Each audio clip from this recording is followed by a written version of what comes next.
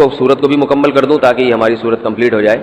ترجمہ کر دیتا ہوں. انا اعطیناک الکوثر، اے نبی ہم نے آپ کو عطا کی کوثر. فصلی، پس آپ نماز پڑھیے، لربک اپنے رب کے لیے، ونحر اور قربانی کیجیے. انا بے شک، شانئک آپ کا دشمن، هو الابتر وہی دم کٹا ہے، وہی اسی کی نسل ختم ہوگی، اسی کا ذکر خیر ختم ہو جائے گا، وہی ناقص ہے، اس کا کوئی نام لینے والا ان کے بعد نہیں ہوگا.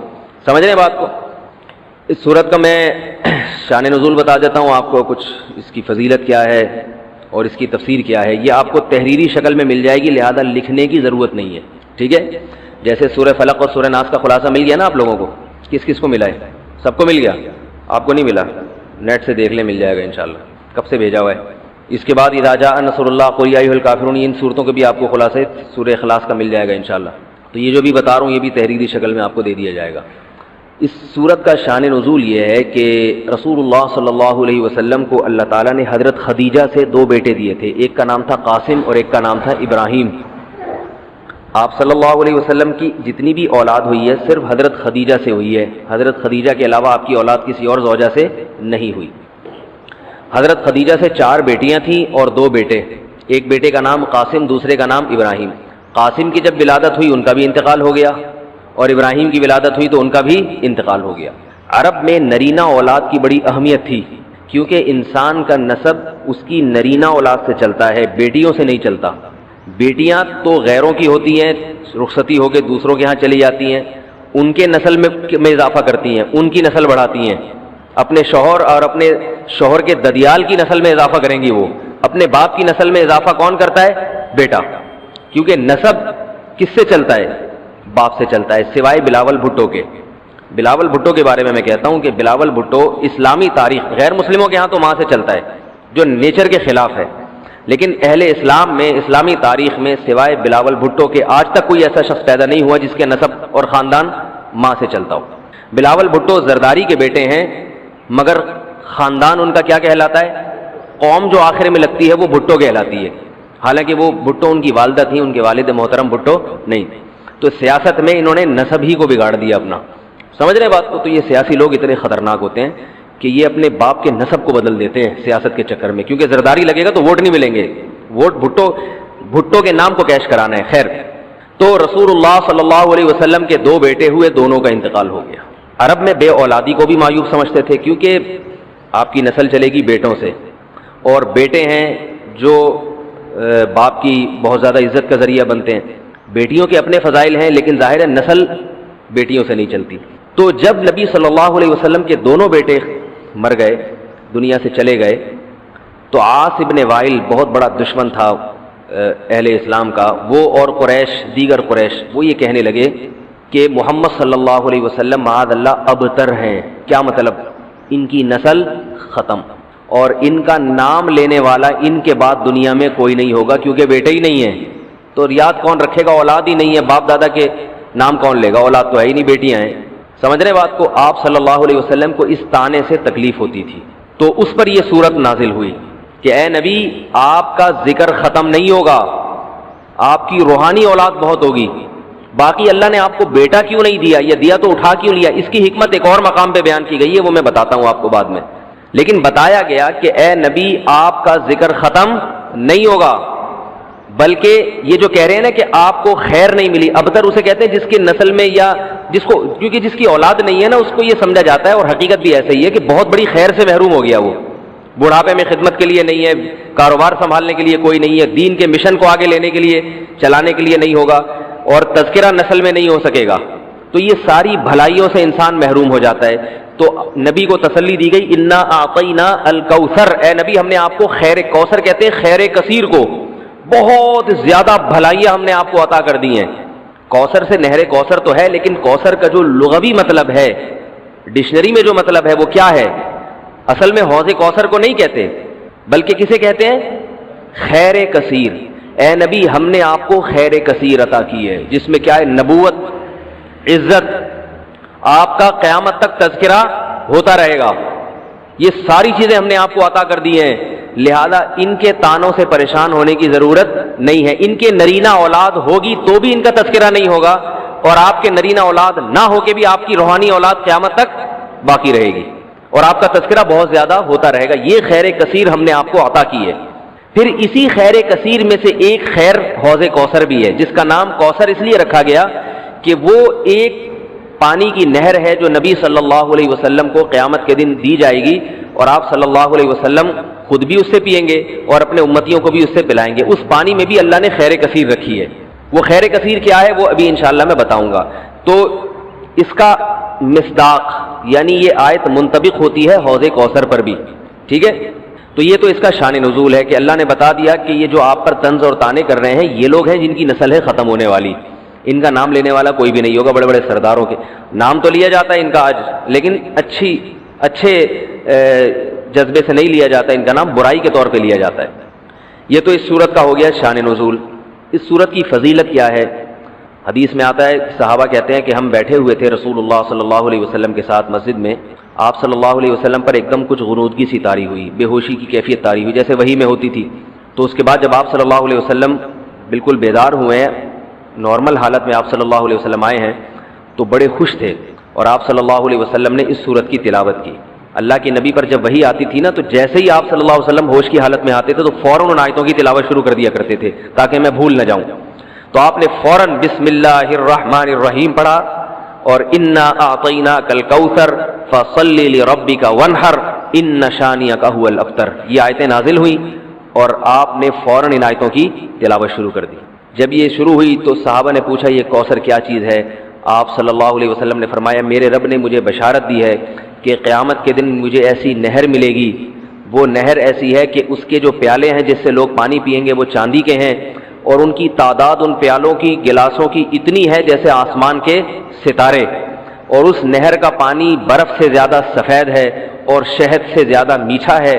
اور میری امت میں کوئی بھی اس کا پانی پیے گا تو اسے کبھی بھی پیاس نہیں لگے گی. میدان حشر میں جو لوگوں کا سب سے بڑا مسئلہ ہوگا وہ پیاس ہوگا، سب سے بڑا مسئلہ. اور کہتے ہیں سمندروں کا پانی بھی اگر پی لے کوئی ساتوں سمندروں کا تو اس کی پیاس نہیں بجھے گی.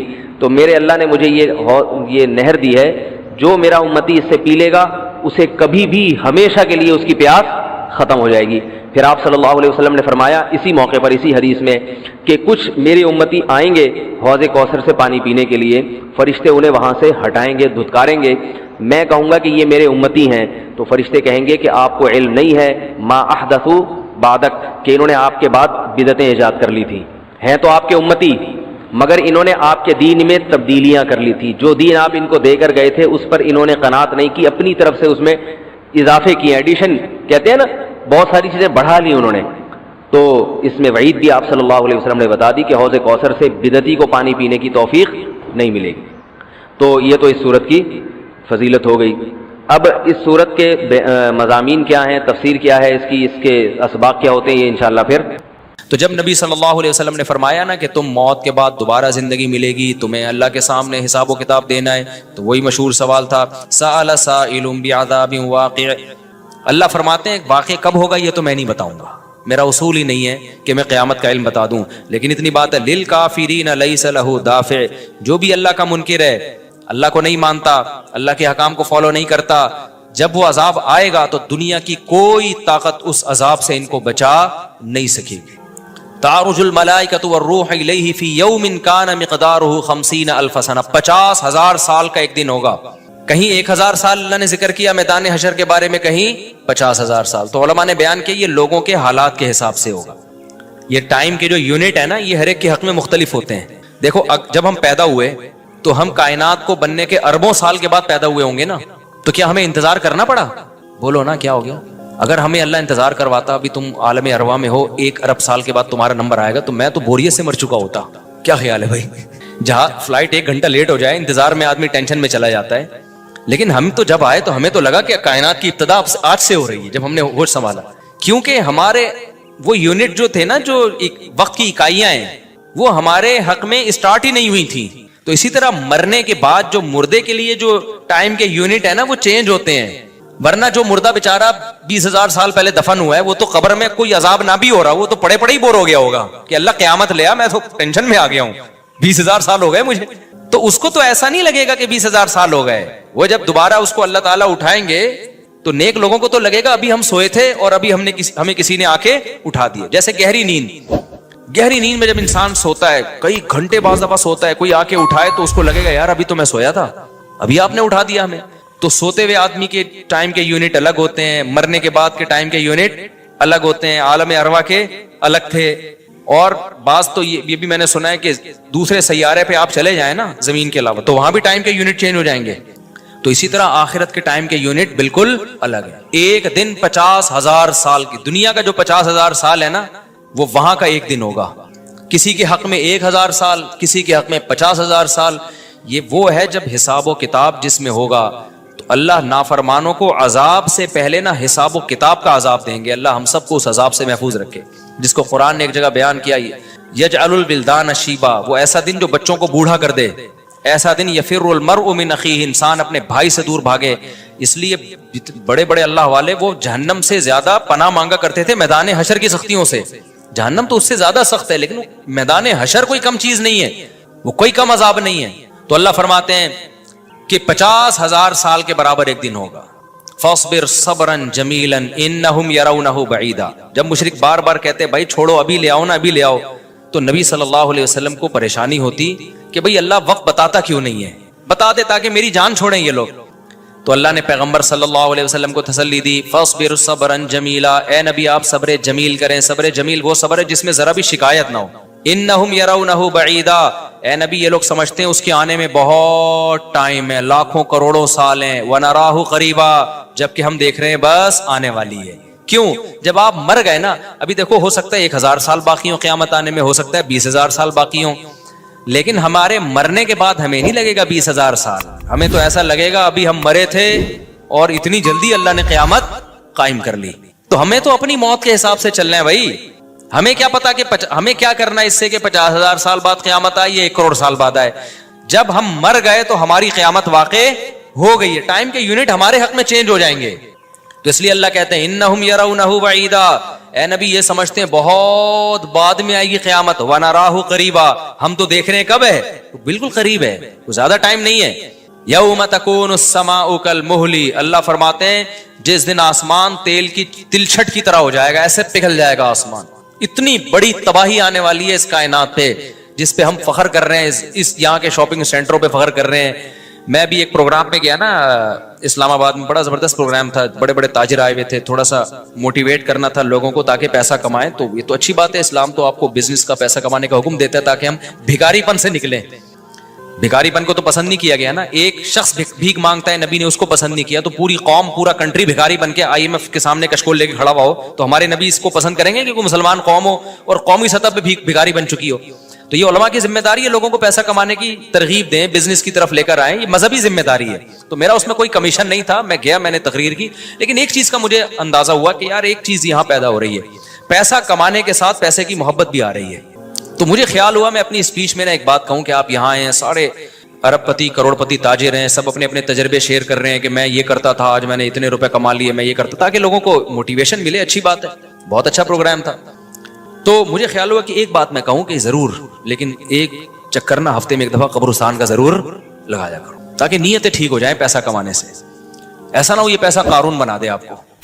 ایک دفعہ ایسا کیا کرو, جیسے یہ پروگرام ہو رہا ہے بڑا زبردست, لوگ آ رہے ہیں, ایوارڈ مل رہے ہیں, اور تو یہاں سے نکل کے, لیکن میں نے کہا نہیں, میں نے کہا یہ ان کے مینٹل لیول سے نا اوپر کیجیے. ہر چیز ہر جگہ کہنے کی نہیں ہوتی. یہ کہیں گے مفتی صاحب رنگ میں بھنگ ڈال کے چلے گئے, اچھا بلا ہم دیکھ رہے تھے اتنے کروڑ پتی لوگوں کو سن کے ہمیں بھی خواب آ رہے تھے, کل ہمارے پاس لینڈ کروزر ہوگی, 4 شادیاں ہوں گی, اب پیسہ ہوگا زبردست, یہاں جائیں گے وہاں جائیں گے.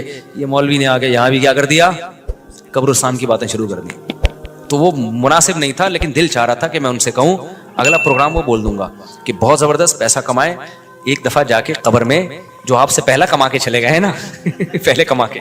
یہ یوٹیوبرز تو یہاں آ رہے ہیں, اپنا ایکسپیرینس شیئر کر رہے ہیں, میں ایسا کانٹینٹ بناتا ہوں اور میں ایسے محنت کرتا ہوں. اچھی بات ہے, مجھے بڑی خوشی ہو رہی تھی, تھوڑی سی امیدیں ہوئی کہ شاید پاکستان اب شاید اچھی سمت میں جانا شروع ہو جائے. تو مجھے ان پہ وہ کوئی نہیں, وہ تو بہت اچھا کر رہے تھے, بلکہ یہ تو ایک ظرف کے بڑے ہونے کی بات ہے کہ آپ بتائیں کہ میں نے پیسہ ایسا کمایا, ورنہ لوگ بتاتے ہیں کہاں ہیں. مجھے ان یوٹیوبرز میں خوشی ہو رہی تھی, وہ بتا رہے تھے ہم نے یہ کانٹینٹ بنایا, ہم نے ایسے چینل بنایا, اتنے پیسے کمائے. تو اچھی بات ہے, شیئر کرو یار تاکہ لوگوں کی غربت ختم ہو, وہ بھی کریں یہ کام. لیکن ساتھ ساتھ ایک بات, یہ پیسہ آپ کو سلیمان علیہ السلام جیسا بھی بنا سکتا ہے اور قارون اور فرعون جیسا, ابو بکر عثمان جیسا بھی بنا سکتا ہے اور ابو جہل جیسا بھی بنا سکتا ہے. کیا خیال ہے؟ یہ سارے پیسے والے لوگ تھے نا. تو آپ پیسہ کما کے سلیمان علیہ السلام جیسے شکر گزار بن جاؤ, عثمان ابن عفان جیسے غنی بن جاؤ, عبد الرحمن بن عوف جیسے بن جاؤ.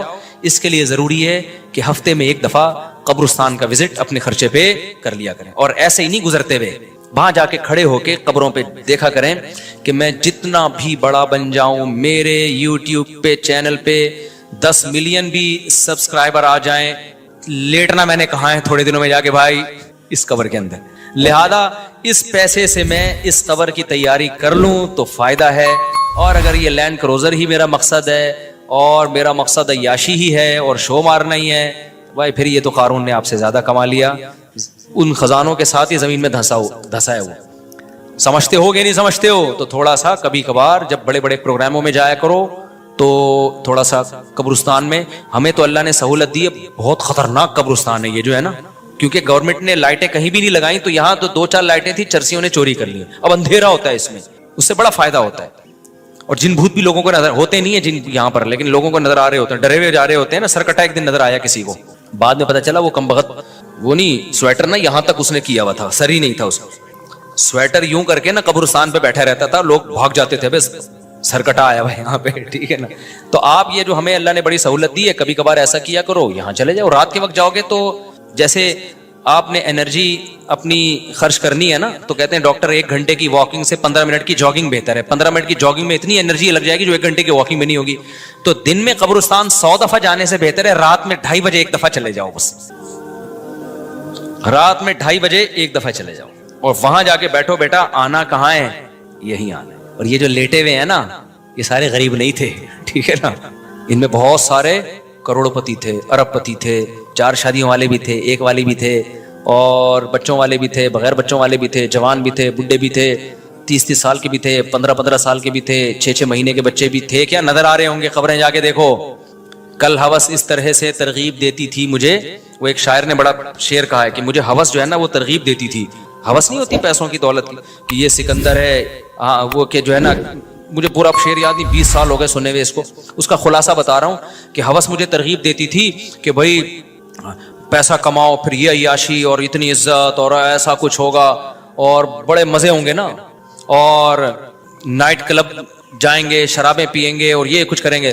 کہہ رہے ہیں ایک دن کیا ہوا, مجھے جو ہے قبرستان سے میرا گزرنا ہوا, تو مجھے جو ہے نا میری ہوس نے جو ہے نا مجھے 2-4 قبریں دکھائیں اور کہا یہ سکندر ہے, یہ دارا ہے, یہ کیکاؤس ہے, یہ سکندر اعظم کی قبر ہے, لاکھوں باندیاں تھیں اس کے پاس. آپ تو 2-4 گرل فرینڈ پہ فخر کر رہے ہو, گرل فرینڈ نہیں, لاکھوں باندیاں. گرل فرینڈ آپ کے تابع نہیں ہوتی, باندی تو جیسے آپ بولو گے بھائی جو کام آپ اس کے ذمہ لگاؤ گے وہ بھاگ نہیں سکتی, نوکر ہے آپ کی. تو اتنی بڑی بڑی دنیا انہوں نے روئے زمین پہ حکومتیں کی ہیں, آج قبروں کے اندر یہ دارا ہے, یہ کیکاؤس ہے, یہ سکندر اعظم ہے. بڑے بڑے بادشاہوں کی قبریں آپ کو نظر آئیں گی پڑے ہوئے اندر.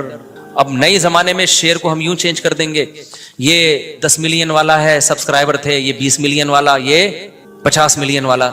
ایک کلپ بعض ایسے مشہور ہو جاتے ہیں, کھجا بھی رہے ہوں گے نا, بس یہ اپنی کھجانے کی ویڈیو ڈال دیں یوٹیوب پہ, لاکھوں روپے کما لیتے ہیں بیٹھے بیٹھے. بعض ایسے مشہور ہو گئے, کچھ بھی نہیں کرے نا, بس وہ کہے کہ ناڑا باندھتے ہوئے دکھا دیں, میں ناڑا باندھ رہا ہوں, میں ناڑا ایسے ٹائٹ کرتا ہوں, زار بند ایسے ٹائٹ کرتا ہوں. اتنے مشہور ہو گئے ہیں وہ, بس لوگ دیکھنا چاہتے ہیں. لوگ پتہ نہیں کیا ہو گیا اب. اللہ یار, وقار زکا نے کل ایک بڑی اچھی ویڈیو وائرل کی ہے یوٹیوبرز کے بارے میں, کہ اب میں وہ یوٹیوبرز کی وہ ویڈیو پہ جو اس نے کمنٹس کیے وہ تو نہیں بتاؤں گا کیونکہ اس پہ وہ اس کا نام لینا کسی کا ٹھیک نہیں ہے. اس نے کہا یار یہ عجیب ولاگر عجیب ٹائپ کے آ رہے ہیں, کچھ بھی کر لو, کچھ بھی کر لو, ملین ایک دن میں 1 ملین ان کے ویوز ہو جاتے ہیں. تو انہوں نے کہا یہ ان ولاگرز کا قصور نہیں, یہ قوم کا قصور ہے. اس نے بڑی اچھی بات کی, اس نے کہا یہ قوم کدھر کو جا رہی ہے بھائی, واش روم میں بیٹھا ہوا بندہ دکھا رہا ہے, دیکھیں آدھا اوپر والا دکھا رہا ہے. میں کہتا ہوں اگر وہ نیچے والا پورشن دکھا دے نا, یوٹیوب چینل بند کر دے گا, بولے گا بھائی اتنے سبسکرائبر اتنا کراؤڈ ہم برداشت نہیں کر سکتے, ڈی مونیٹائز کر دے گا یار. کہے گا بھائی یہ ہمارے بس میں اب. تو لوگوں کی نیچر دیکھو یار, کچھ بھی جو مشہور ہو جاتے ہیں ایک دفعہ مشہور ہو گئے نا, بس اب کچھ بھی کریں گے. گالی دے رہے ہیں, وہ ویڈیو آ گئی, کھجا رہے ہیں, لوگ دیکھ رہے ہیں کیسے کھجاتے ہیں یہ, تو لوگ عجیب ہیں. بہرحال جو ہو رہا ہے میں تو مارکیٹ میں وہی بتاؤں گا نا آپ کو. تو اب جو سوشل میڈیا سے وابستہ لوگ ہیں جن کے ٹک ٹاک پہ چینل, یوٹیوب پہ چینل, ان کے یہاں کامیابی کیا ہے, 4 ملین ہو گئے, 10 ملین ہو گئے, 50 ملین ہو گئے. تو ایک ویڈیو اتنی محنت سے بناتا ہے, 4 آدمی تجھے ملتے نہیں ہیں اور میں کھجاتا بھی ہوں نا سر کو تو اتنے ویوز آ جاتے ہیں.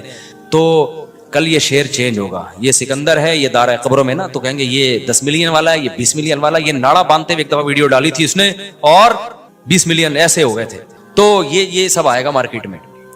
تو اس لیے میرا دل چاہتا ہے کہ میں ان لوگوں سے, میرا اس پروگرام میں دل چاہ رہا تھا ایک دفعہ بولوں کہ آپ تمام حضرات سے گزارش ہے, بہت اچھا پروگرام ہے اور اللہ کرے اور پیسہ آئے اور یہ لوگ اپنے تجربوں کو شیئر کریں, لیکن کائنڈلی تھوڑا سا قبرستان بھی, ہمارے نبی نے پیسہ کمانے کی ترغیب دی ہے, ساتھ ساتھ قبرستان جانے کی بھی ترغیب دی ہے. صحیح بخاری کی حدیث ہے, کنت نہیتکم عن زیارت القبور فزوروها فانها تذکر الاخرہ. نبی نے فرمایا میں نے تمہیں قبرستان جانے سے منع کیا تھا کیونکہ بدعتیں ہو رہی تھیں, شرک پھیل رہا تھا, لیکن اب توحید قائم ہو گئی ہے, شرک کا خطرہ ختم ہو گیا. فرمایا فزوروها, قبرستان جایا کرو کیونکہ اس سے آخرت یاد رہتی ہے. انسان اپنی اوقات میں رہتا ہے, اپنی اوقات سے باہر نکلنے کی کوشش نہیں کرتا.